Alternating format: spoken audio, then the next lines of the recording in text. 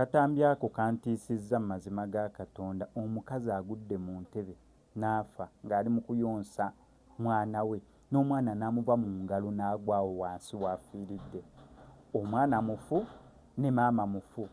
Kati abantu beebuuza baabawadde butwa kyekiriwo, kubanga okusinziira ku maama kyayika yasoose kufa okuta omwana, naye ekigo ky'omwana okuva mu ngalo za maama kiraganga si kyekissa omwana okusinziira, kubanga otunulira akatambi ako omukono gw'omwana gulinga oguli waggulu we guti, ogukalambaliddeyo waggulu wagudde gulaganga ogwakalambaliddeyo waggulu we guti.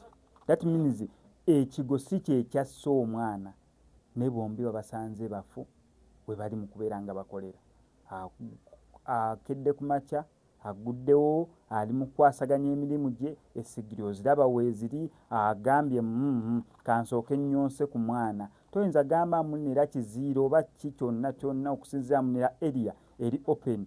So mukolaakolaawo emirimu n'agamba omanyi omwana kyayika time etuuse y'okumuyonsa kansooke muyonse. Mu ntebe watudde okubeera ng'ayonsa omwana waafiiridde. Ate kyayika afiiridde mu time y'emu n'omwana waafiiridde. Kakyaka omaama yagenze okufa ng'akutte omwana, n'omwana waafudde oba nagweramu ddala obulamu, kwe kuyiringita n'aroolinga oba n'ava ku maama n'agwa awo wansi w'oli mu kubeera ng'omulala. Sinakindi mu process ya maama okufa bwe yateredde omwana, naye n'omwana naye ogenda okufa, ky'oyinza okubeera ng'ayandigambye kyenkakasa nti tayinza kubeera nga yafudde kigo kyakuva waneeno mu ntebe maama waatudde otuuka awo. Abaana bagwa ebigo n'ebisingawo awo, bava ku bitanda ne bagwa ne bava mu ntebe ne bagwa. Tayinza kubeera ng'ekigo ekyo kyekyasse omwana.